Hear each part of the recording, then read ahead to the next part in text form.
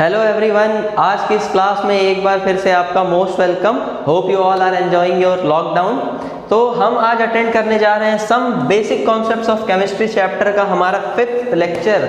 4 lectures हमने attend कर लिए इस चैप्टर के, जहां पर हमने बहुत सारे अच्छे बेसिक टर्म्स को सीखा जिन्हें हम केमिस्ट्री पढ़ते समय आगे फ्रीक्वेंटली अपनी क्लासेस में यूज करेंगे। और लास्ट क्लास हम सभी डिस्कस करने वाले थे मोल, बट आप सब जानते हैं टाइम की कमी की वजह से हम डिस्कशन अपना कंटिन्यू नहीं कर पाए थे। उसके लिए मैंने आपसे सॉरी भी कहा था, होप आप सभी ने माफ कर दिया होगा। तो आज हम मोल डिस्कस करने जा रहे हैं। आज की क्लास में हम सीखेंगे कि मोल क्या होता है, मोल को कब कब किस तरह से यूज करते हैं, इस बारे में हम थोड़ी आगे बातें करेंगे। आज की क्लास में हम बस मोल टर्म से फेमिलियर होंगे कि आखिर में मोल वर्ड ये जो है इसका मतलब होता क्या है। बिकॉज जब भी आपने देखा है कहीं अगर मोल वर्ड हम सुन लेते हैं ना, तो एकदम दिमाग हिल जाता है कि यार ऐसा क्या ये वर्ड बोल दिया, मंगल ग्रह का कौन सा ये शब्द आ गया हमारे सामने। बट एक्चुअली ऐसी कोई भी बात नहीं होती है। सबसे इजी मोल जिस प्रॉब्लम में आ जाए वो प्रॉब्लम तो एकदम इजी हो जाती है। मोल के टर्म्स में कैलकुलेशन करना भी बहुत आसान होता है, बट अगर हम मोल से फेमिलियर हैं तो आज चलिए शुरू करते हैं क्लास को बिना टाइम वेस्ट किए। बिल्कुल भी, बिकॉज इससे पहले भी हम सब डिस्कशन करने वाले थे बट कर नहीं पाए थे। तो आप सबसे रिक्वेस्ट है कॉपी पेन अपने तैयार कर लीजिए।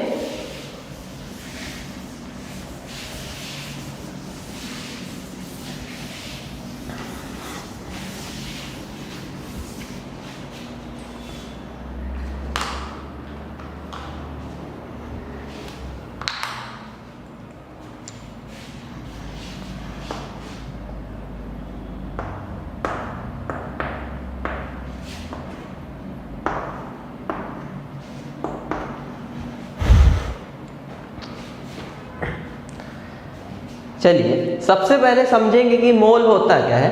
अगर हमें मोल को समझना है तो हम अपनी डेली लाइफ में घटित होने वाली कुछ घटनाओं, कुछ हरकतों पर नजर डालते हैं। चलिए पहली घटना, सपोज करिए आप मार्केट में बनाना खरीदने गए हुए हैं, केले। तो आप क्या वर्ड यूज करते हैं बनाना खरीदते टाइम कि 1 दर्जन केले देना, 1 दर्जन या 2 दर्जन केले देना।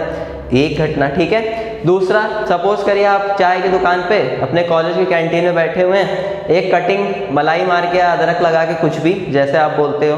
तो ये जो कॉमन वर्ड्स जो हमने बना रखे हैं, अच्छा इसके अलावा भी कुछ अदर वर्ड्स चलते हैं जैसे अद्धा, पौवा, सॉरी, ठीक है। तो ये जो जितने भी वर्ड हैं जैसे ये कटिंग, ये डजन, ये क्या रिप्रेजेंट करते हैं?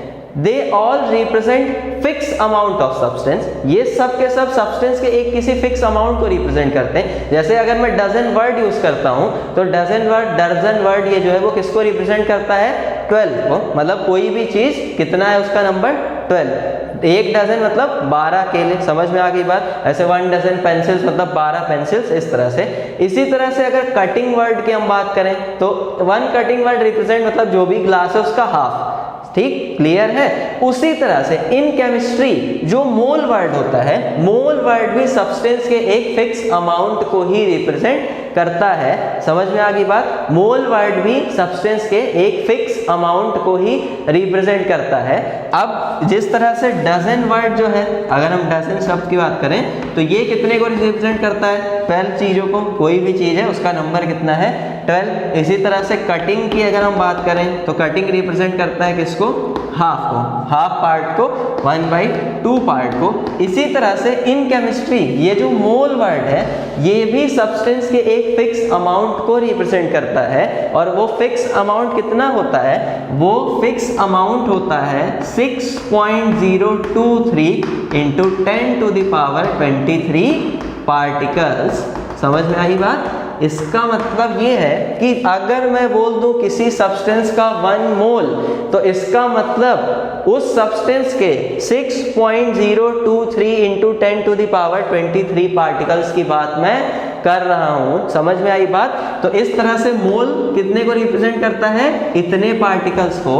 अब इस नंबर को कुछ कहा जाता है। इस नंबर, ये जो नंबर है, ये जो फिक्स अमाउंट है, इसे हम कहते हैं एवोगाद्रोस नंबर। इसे हम क्या कहते हैं? एवोगाद्रोस नंबर। और इसे रिप्रेजेंट हम किससे करते हैं? NA से। NA mean number, N stands for number and A stands for Avogadro. So ये है एवोगाद्रो नंबर जो रिप्रेजेंट करता है 1 मोल सब्सटेंस को। 1 मोल सब्सटेंस को। अब देखिए अगर कहीं भी आपसे बोल दिया जाए कि इस सब्सटेंस का 1 मोल मतलब उस सब्सटेंस के 6.023 into 10 to the power 23 particles की हम बात करते हैं। समझ में आ रही बात आपको? क्लियर? अब आप समझ गए होंगे कि मोल मतलब क्या। तो सपोज करो अब अगर आप दुकान वाले से जाके कहते भैया 1 मोल केले देना, तो पहले तो उसको समझ में नहीं आता ये बोल क्या रहा है। दूसरी बात अगर मान लो समझ में आ भी गया तो आपको कितने केले देता? 6.023 into 10 to the power 23 banana. Clear? तो ये होती है मोल शब्द की डेफिनेशन। मोल का मतलब कि आखिर में मोल है क्या। अब देखो मोल को इन्वेंट क्यों किया गया, लगे हाथ यहाँ पे ये भी समझ लेते हैं। जैसे सपोज करो अगर मैं कोई जनरल रिएक्शन कंसीडर करूं कि A प्लस बी या आपस में रिएक्ट करके फॉर्म करते हैं C प्लस D, और मैं इस रिएक्शन को इस टर्म्स में बोलता कि भैया A का इतना मास और B का इतना मास आपस में रिएक्ट करके C और D का इतना इतना मास बनाते हैं, तो मासेस के इन टर्म्स में कैलकुलेशन करना रिलेटिवली थोड़ा सा टफ होता है। अब देखो इसमें कैसे एक और तरीके से हम समझ सकते हैं। सपोज कर लो A, B और C ये मेरे सामने 3 डिफरेंट सब्सटेंसेस हैं और मैंने आपको बोला कि इनका 100 ग्राम आप कंसीडर कर लो। इनका 100 ग्राम सबका, A का भी 100 ग्राम, B का भी 100 ग्राम और C का भी 100 ग्राम। ठीक, अब देखो सपोज करो कि A के अगर A, B, C तीनों डिफरेंट है और A के एक एटम का जो वेट है, सिर्फ एक एटम का, वो कितना है सपोज कर लो 20 ग्राम। हालांकि ग्राम में मेजर नहीं किया जाता बट कंसीडर कर लो। ठीक है, अभी इसके बारे में आगे बात करते हैं। तो क्लियरली अगर A का 20 ग्राम है, B का कंसीडर कर लो 10 ग्राम और C का 50 ग्राम, तो अब देखो तीनों में जो नंबर ऑफ एटम्स है वो क्या हो गए? डिफरेंट। A, B और C तीनों में अगर टोटल मैंने 100 ग्राम अमाउंट सबका लिया है और एक एटम का वेट कितना है 20 ग्राम, तो देखो A में कितने पार्टिकल होंगे? 5 पार्टिकल्स। क्लियर? B में कितने पार्टिकल हो जाएंगे? 10 पार्टिकल्स। और C में कितने होंगे? केवल 2 एटम्स। 2 पार्टिकल 2 एटम्स की हम यहाँ बात कर रहे हैं। तो देखो एटम्स के नंबर में यहाँ पे डिफरेंस आ गया और ये डिफरेंस जो होता है ये कैलकुलेशंस को थोड़ा टफ बना देता है रिलेटिवली। अगर मुझे एक साथ A, B और C से डील करना पड़ेगा तो अब मुझे दिक्कतों का सामना करना पड़ेगा। बट अगर मैं मोल के टर्म्स में बात कर लूँ यहाँ पर कि भाई मैंने A का 1 मोल, B का 1 मोल और C का 1 मोल लिया है, तो अब एक मोल के टर्म्स में यहाँ पर बात करना आसान हो जाएगा बिकॉज ऑफ सब में जो नंबर ऑफ पार्टिकल्स हैं वो फिक्स हो जाएंगे। तो मोल की यही इंपॉर्टेंस है, मोल का यही मतलब है। साथ ही साथ में मोल अमाउंट ऑफ सब्सटेंस को रिप्रेजेंट करने की SI यूनिट भी है जो मैंने आपको लास्ट क्लास में बताया था। तो जब भी साइंटिफिक अप्रोच हम ले आते हैं लेबोरेटरी में केमिकल्स के साथ डील करते वक्त, हम सब्सटेंसेस को मेजर करते हैं in the term mole, because mole एक ऐसा फिक्स टर्म है जो हर जगह पर ही यूज किया जाएगा। समझ में आई बात? तो ये था मोल का मतलब, मोल का चक्कर। मोल के बारे में और आगे सीखते हैं, इसकी डेफिनेशन नोट करते हैं। पहले आप इसे रफली इसी तरह से नोट कर लो। ठीक है,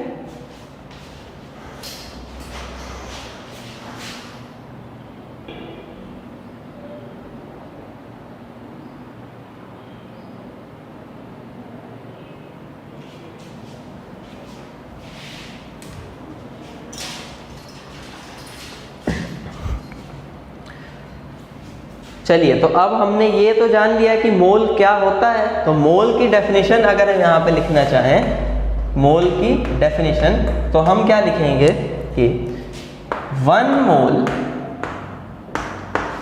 ऑफ अ, आप सब भी साथ साथ लिखिए चलिए, of a substance represents fix amount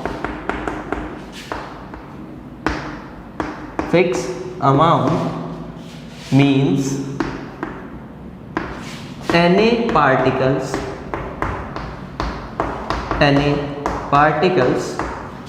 of that substance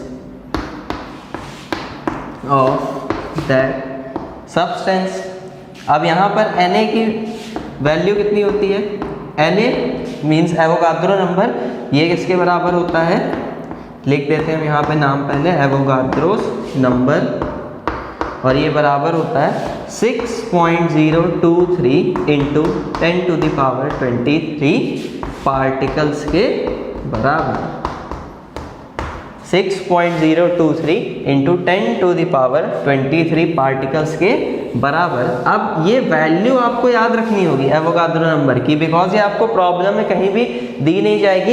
ये कांस्टेंट वैल्यू होती है जो आपको याद रखनी होगी कि Na मीन्स एवोगाद्रो नंबर की वैल्यू 6.023 इंटू 10⁻23 होती है। ये एग्जैक्ट वैल्यू इतनी आपको याद रखनी होगी। बट अगर कभी आप इसका कैलकुलेशन में यूज करें, कैलकुलेटिव अप्रोच की हम आपसे बात करें, तो आप इसे 6 इंटू 10⁻23 लिखकर भी यूज कर सकते हैं, कोई प्रॉब्लम नहीं है। समझ में आई बात? तो ये एग्जैक्ट वैल्यू तो हमें याद रखनी है, बट साथ ही साथ ये भी याद रखें कैलकुलेशन में हम क्या यूज करेंगे, 6 इंटू 10⁻23 रख के। समझ में आई बात? अब देखो यहाँ पे हमने बात की 6.023 इंटू 10⁻23 पार्टिकल्स की।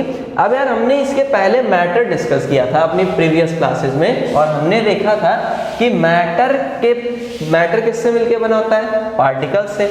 अब मैटर के ये जो पार्टिकल्स हैं वो क्या क्या हो सकते हैं, मैटर के ये जो पार्टिकल्स हैं वो क्या क्या हो सकते हैं। तो हमने देखा था कि मैटर के ये जो पार्टिकल्स हैं ये एटम्स भी हो सकते हैं। मैटर के ये जो पार्टिकल्स हैं ये एटम्स भी हो सकते हैं। ये पार्टिकल्स मॉलिक्यूल्स भी हो सकते हैं। इसके साथ ही ये पार्टिकल्स आयंस भी हो सकते हैं। ये पार्टिकल्स सब पार्टिकल्स भी हो सकते हैं। सब पार्टिकल्स मतलब जिनमें एटम को फर्दर डिवाइड किया जा सके। सब पार्टिकल्स का मतलब जैसे ये पार्टिकल इलेक्ट्रॉन्स हो सकते हैं, प्रोटॉन्स हो सकते हैं और न्यूट्रॉन्स भी हो सकते हैं। समझ में आ रही है बात? तो इस तरह से हम अगर बात करें तो इनमें से कुछ भी हो सकता है ये पार्टिकल। सब पार्टिकल मतलब इलेक्ट्रॉन भी हो सकता है, प्रोटॉन भी हो सकता है और न्यूट्रॉन भी हो सकता है। इसके अलावा पार्टिकल का मतलब तो 6.023 इंटू 10⁻23 पार्टिकल बोल दिया, ठीक। अब अगर इसमें से एटम बोले तो एटम मतलब 6.023 इंटू 10⁻23 एटम, मॉलिक्यूल बोले तो मॉलिक्यूल, आयन तो आयन और सब पार्टिकल तो सब पार्टिकल। जैसे अगर मैं आपको बोल दूं कि 1 मोल सोडियम एटम, ठीक। तो अब 1 मोल सोडियम एटम का मतलब क्या, 1 मोल में सोडियम के कितने एटम होंगे, 1 मोल कितने सब्सटेंस को रिप्रेजेंट करता है, कितने अमाउंट को, एवोगाद्रो नंबर के बराबर। तो 1 मोल सोडियम एटम में सोडियम के कितने पार्टिकल होंगे, कि पार्टिकल यहाँ कौन है, एटम। तो कितने एटम होंगे, Na एटम होंगे। और Na की वैल्यू कितनी, 6.023 इंटू 10⁻23 मतलब 1 मोल सोडियम में सोडियम के 6.023 इंटू 10⁻23 एटम होंगे।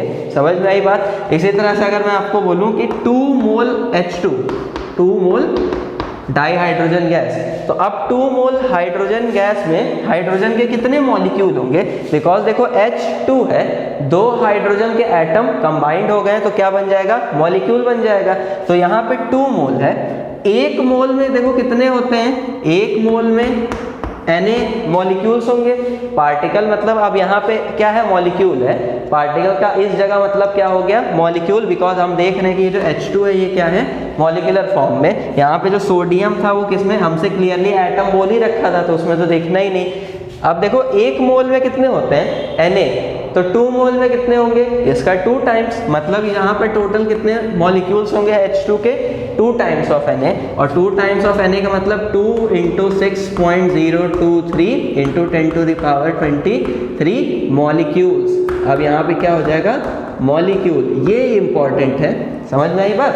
तो अब यहाँ पे आप ओवरऑल कैलकुलेशन कर लो, 12 पॉइंट समथिंग इंटू 10⁻23 मॉलिक्यूल्स, यहाँ पे आपका आंसर हो जाएगा, ठीक। तो अब आप समझ गए होंगे कि मोल को किस तरह से यूज करना है। रिलेटिवली इंट्रोडक्शन आपका मोल का कंप्लीट हुआ। यहाँ पे मोल क्या होता है, मोल को किस तरह से इस्तेमाल करना है, 1 मोल कितने सब्सटेंस को रिप्रेजेंट करना है, ये हम सभी यहाँ पर सीख गए। सिमिलरली इसी तरह से अगर देखो यहाँ बोलता 1.5 मोल ऑफ अ सब्सटेंस, तो 1.5 इंटू उस सब्सटेंस के Na पार्टिकल्स, ठीक। अभी तो देखो हम किसके टर्म्स में बात कर रहे हैं, पार्टिकल्स के टर्म में यहाँ पर। अब आगे आपको मोल को मास से भी रिलेट करना पड़ेगा, ठीक है, उसके अलावा वॉल्यूम वगैरह से भी हम मोल को रिलेट करेंगे, बट धीरे धीरे आज बस हम मोल से फेमिलियर होते हैं। तो और फेमिलियर होने के लिए चलो एक एग्जाम्पल सॉल्व करते हैं जिससे कि हम मोल को और अच्छे से समझ सकें।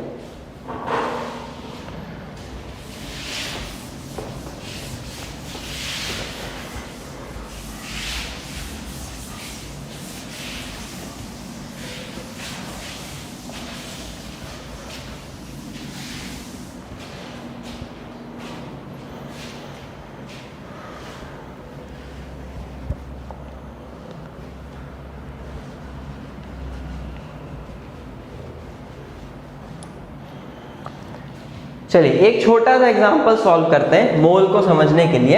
एग्जांपल है हमारे सामने, calculate charge of 1 mole of electrons. ठीक है, यहां पर हमसे कह रहा है कि आप 1 मोल इलेक्ट्रॉन्स का चार्ज कैलकुलेट करके बताइए कि कितना होता है 1 मोल इलेक्ट्रॉन्स के ऊपर चार्ज। बहुत ही सिंपल क्वेश्चन है। चलिए इसको सॉल्व कैसे करना है, सॉल्यूशन। अगर देखिए हमसे बचपन में हमने इस तरह की बहुत सारी प्रॉब्लम सॉल्व की हैं। अगर हमसे पूछता है बहुत छोटी छोटी क्लासेस में कि अगर एक पेन का प्राइस 5 रुपीज़ है तो बताइए कि इतने सारे पेन्स का प्राइस कितना होगा। तो जितने मान लीजिए 10 पेन्स का बोल दे तो हम क्या करते थे, 10 मल्टीप्लाइड बाई 5। समझ में आई बात। अच्छा, यहाँ पर लिखा है calculate charge of 1 mole of electron. आपको मालूम है कि एक इलेक्ट्रॉन के ऊपर अगर हम चार्ज की बात करें, मतलब चार्ज ऑफ 1 इलेक्ट्रॉन, तो वो कितना होता है 1.6 इंटू 10⁻⁻19 कूलॉम। अगर आपको पता है तो ठीक, प्रीवियस क्लासेस में हम देख के आते हैं, और अगर नहीं पता है तो अब आप याद रखेंगे कि एक इलेक्ट्रॉन पर चार्ज कितना होता है 1.6 इंटू 10⁻⁻19 कूलॉम, और इसका नेचर कैसा होता है, नेगेटिव। ये नेगेटिव चार्ज होता है इलेक्ट्रॉन के ऊपर। प्रोटॉन के ऊपर भी सेम इतना ही चार्ज होता है 1.6 इंटू 10⁻⁻19। बस डिफरेंस इतना है कि प्रोटॉन के ऊपर इस चार्ज का नेचर कैसा होता है, पॉजिटिव। मैग्नीट्यूड सेम होता है दोनों के ऊपर, तो अब आप याद रखेंगे। अच्छा, अब देखो ये वही वाला क्वेश्चन फिर से हो गया। अब अगर मुझे 1 मोल इलेक्ट्रॉन का चार्ज कैलकुलेट करना है तो मुझे 1 इलेक्ट्रॉन का चार्ज मालूम है। किसी तरह से मैं ये पता लगा लूँ कि 1 मोल में इलेक्ट्रॉन कितने हैं, तब मैं मल्टीप्लाई करके इजीली प्रॉब्लम को सॉल्व कर सकता हूँ। मुझे मालूम है कि 1 मोल में इलेक्ट्रॉन कितने हैं, तो मैं बोलूँगा 1 मोल ऑफ इलेक्ट्रॉन्स का मतलब क्या, Na इलेक्ट्रॉन्स। सही बात है ना, 1 मोल कितने को रिप्रेजेंट करता है, Na पार्टिकल्स को। यहाँ पे पार्टिकल कौन है, इलेक्ट्रॉन। तो 1 मोल में कितने इलेक्ट्रॉन होंगे, Na के बराबर इलेक्ट्रॉन्स। Na के बराबर मतलब कितने, 6.023 इंटू 10⁻23। बट हम कैलकुलेशन करने जा रहे हैं तो हम 6 इंटू 10⁻23 इलेक्ट्रॉन से लिखकर यूज कर लेते हैं। समझ में आई बात। अच्छा, 1 मोल में तो इतने इलेक्ट्रॉन हो गए। 1 इलेक्ट्रॉन का चार्ज इतना होता है, तो 1 मोल का चार्ज कितना होगा, तो charge on 1 mole of electron is equals to 1 electron का चार्ज। 1 इलेक्ट्रॉन का चार्ज कितना, 1.6 into 10⁻⁻19 coulombs into total electrons, तो 6 इंटू 10⁻23। ये बन गया हमारे क्लास 1, 2, 3 वाला प्रॉब्लम जो होता है, फर्स्ट, सेकंड, थर्ड में ऐसी प्रॉब्लम्स कराई जाती हैं। तो ये आप इजीली सॉल्व करके आप यहाँ से कैलकुलेट करो। मेरी कैलकुलेशन आप लोग से काफ़ी तेज है। जब आप इसे कैलकुलेट करोगे तो लगभग आपकी वैल्यू आएगी 96,500 के आसपास, और 96,500 कूलॉम्स। यूनिट इंपॉर्टेंट है तो याद रखना है। चार्ज को मेजर करते हैं हम किसमें, कूलॉम्स में जनरली, और 96,500 कूलॉम्स ये चार्ज बराबर होता है कितने के, 1 फैराडे के। Faraday is the biggest unit of charge. Faraday भी चार्ज की यूनिट होती है सबसे बड़ी।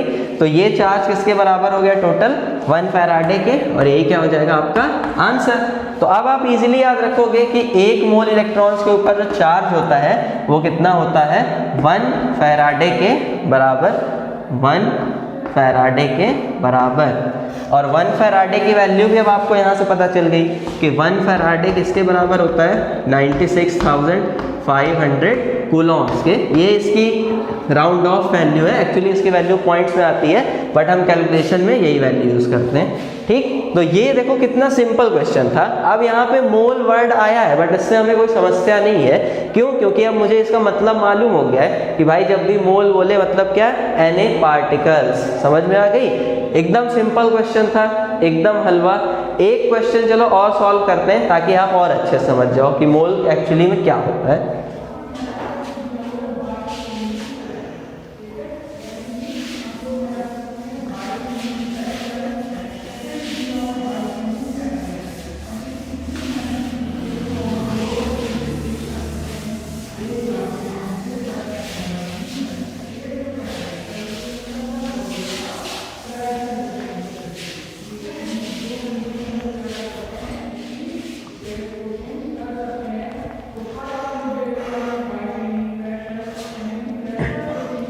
चलिए एक क्वेश्चन हम और सॉल्व करते हैं। पिछले क्वेश्चन में देखिए हमने ये वाला पिछला क्वेश्चन ही हमारा जो हमने किया था, calculate charge of 1 mole of electron. अब बस मैं यहाँ पर चेंज क्या करने वाला हूँ, इस बार हम चार्ज हटा देते हैं, हम करते हैं कि अब मास कैलकुलेट करते हैं 1 मोल इलेक्ट्रॉन्स का। तो calculate mass of 1 mole of electrons. ठीक, अब इस प्रॉब्लम तक जाने का भी अप्रोच बिल्कुल वही है जो पिछली प्रॉब्लम तक जाने का था। ठीक है, क्या अप्रोच था यहाँ पर कि बस मुझे ये मालूम चल जाए कि एक इलेक्ट्रॉन का मास कितना होता है। तो एक इलेक्ट्रॉन का मास मैं आपको बता रहा हूँ, मास ऑफ 1 इलेक्ट्रॉन ये बराबर होता है 9.1 into 10 to the power -31 kilograms के बराबर। समझ में आई बात? 9.1 into 10 to the power -31 kilogram के बराबर ये एक इलेक्ट्रॉन का मास होता है। चलिए लगे हाथ में आपको, ये किसका था? इलेक्ट्रॉन का, E माइनस का। मैं आपको प्रोटॉन का भी मास बता देता हूँ। प्रोटॉन का मास और न्यूट्रॉन का मास भी लगभग इक्वल होते हैं। तो mass of neutron is equals to mass of electron. हालांकि रिलेटिवली अगर हम एग्जैक्ट वैल्यूज देखें तो न्यूट्रॉन का मास प्रोटॉन के कंपैरिजन में ज़्यादा होता है, बट अगर हम उन्हें राउंड ऑफ करें तो लगभग वैल्यूज सेम ही आती हैं। तो दोनों के मास आप कितना लेंगे? 1.67 into 10 to the power -27 kilograms. समझ में आई बात? मास हम किस में मेजर करते हैं? किलोग्राम में। तो ये वैल्यूज भी अब आपको यहाँ पर याद रखनी है कि इलेक्ट्रॉन और प्रोटॉन दोनों के, और न्यूट्रॉन भी साथ में, इनके मास कैसे होते हैं, कितने होते हैं। ये वैल्यूज ऐसी है ना कि आपको दी नहीं जाएंगी प्रॉब्लम में, ये आपको याद रखनी है और अक्सर कैलकुलेशन में इन वैल्यूज की हमें जरूरत पड़ जाती है। ठीक, तो अब देखिए यहाँ पर बस मास आपको कैलकुलेट करना है, जस्ट पिछला ही अप्रोच होगा प्रॉब्लम को सॉल्व करने का। हमें बस क्या करना होगा, हमें बस ये पता करना होगा कि 1 मोल में कितने इलेक्ट्रॉन्स होते हैं, कितने होते हैं? Na electrons. एक इलेक्ट्रॉन का आपको मास मालूम है, तो अब मुझे लगता है आप इजीली जो है 1 मोल इलेक्ट्रॉन्स का मास कैलकुलेट करके बता सकते हो। तो आप अपना आंसर नीचे कमेंट में लिख देना। ये क्वेश्चन मैं आपको एज अ होमवर्क प्रोवाइड कर रहा हूँ, इसका आंसर आपको नीचे कमेंट करके देना है वीडियो के। ठीक, चलो इसके बाद अगला क्वेश्चन हम अपना सॉल्व करते हैं। मोल का डिस्कशन अपना थोड़ा सा और आगे बढ़ाते हैं।